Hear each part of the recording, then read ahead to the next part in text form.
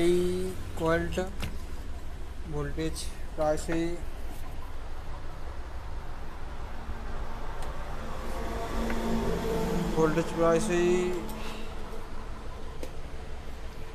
14 ভোল্টের কাছাকাছি আছে।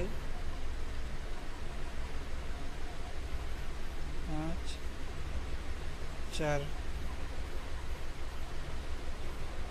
সেই ফ্ল্যাকচুয়েট করছে,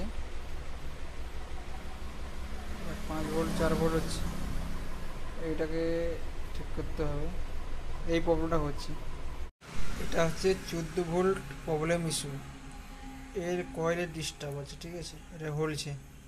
তো কয়েলটা হচ্ছে ভেঙে গেছে, এই জন্য কী হয়েছিলো, 14 ভোল্টটা ফ্ল্যাকচুয়েট করছিল, কখনো 7 হচ্ছে, কখনো 5 হচ্ছে, কখনো 2 হচ্ছে, কখনো 3 হচ্ছে।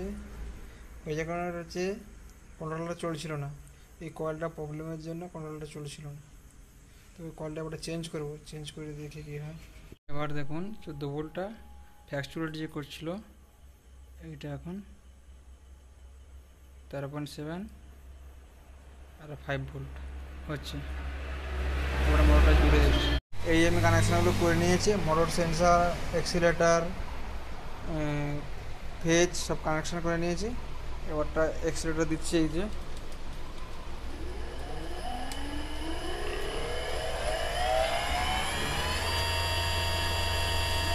মোটর হচ্ছে।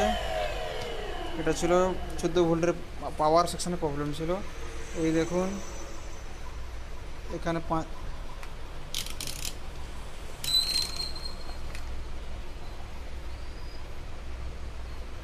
এখানে 5 ভোল্ট হচ্ছে, আর এইদিকে 14 ভোল্ট হচ্ছে। ঠিক আছে বন্ধুরা।